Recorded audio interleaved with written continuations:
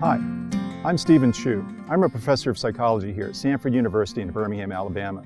I'm a cognitive psychologist who studies teaching and learning. This is the first in a series of videos on the cognitive principles of effective teaching.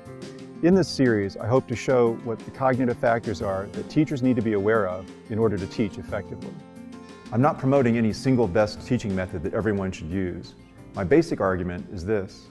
To be effective, any teaching method has to be grounded in the cognitive architecture of the human mind. It must take advantage of what the mind is good at doing and cope with its limitations. If a teaching method fails to mesh with the limitations and properties of the human mind, then it will fail, no matter how well-intentioned or how well executed. Cognitive psychologists do not know the exact conditions which make learning occur, but we do know that there are factors and strategies which make it more likely or less likely to happen. All teachers have a mental theory of how people learn that guides their choice and their implementation of their pedagogy. If their theory is accurate, they will be effective teachers. If the theory is simplistic, inaccurate, or incomplete, it'll undermine their teaching effectiveness. Cognitive research can inform teaching practice in important ways. This first video explains how the beliefs that teachers hold can influence their teaching effectiveness. One of the most fundamental beliefs that teachers hold is their primary goal for teaching. There seem to be two basic views on this. In the information-driven view, the goal of teaching is seen as presenting information that students are responsible for learning. In this view, the role of the teacher is to provide accurate and up-to-date information and to present it in an interesting, clear, and even inspiring manner. Teaching is straightforward. It doesn't require any sort of special training beyond knowledge of your field. In the learning-driven view, the primary goal of teaching is to develop a deep and connected understanding on the part of the students. This means that teaching is more than presenting information and being inspiring. Success is gauged by student learning. No matter how interesting or engagingly information is presented, if the students don't learn, then teaching is not successful.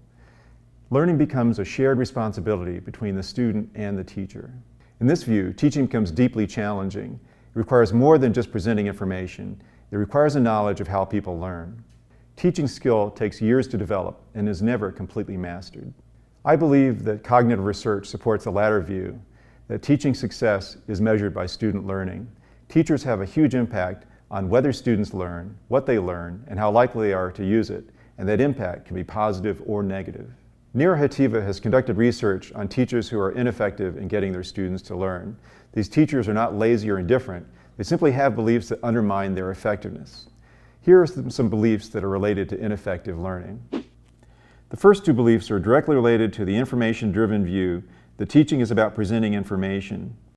The third belief, that making learning easy is watering down the material, comes from the assumption that the more students struggle, the more they'll learn. We'll see later that that's not true. Making information easier to learn is not the same as spoon-feeding students, and there's a difference between making it as easy as possible for students to learn and having them struggle needlessly. For the belief that students will come to appreciate your teaching later, the research is clear that emotional responses to teachers are stable over time. In other words, if you think of a class you absolutely despised back when you were younger, chances are you still despise it now. The last two beliefs are related to mental mindset and the distinction that Carol Dweck makes between a fixed versus growth mindset. A growth mindset is the idea that our ability improves as a direct result of the effort we put into it. In a fixed mindset, a person believes that ability is inborn and unchangeable. One is either naturally good at a skill or bad. For students, a growth mindset is superior for learning to a fixed mindset, and the same is true for teachers. Teachers who approach teaching skill with a growth mindset are generally more effective than teachers who believe that teaching skill is inborn and not made through effort. I believe that understanding the cognitive principles of teaching is important for effective teaching and for teaching practice to advance. Without a cognitive framework, teaching becomes fad-driven.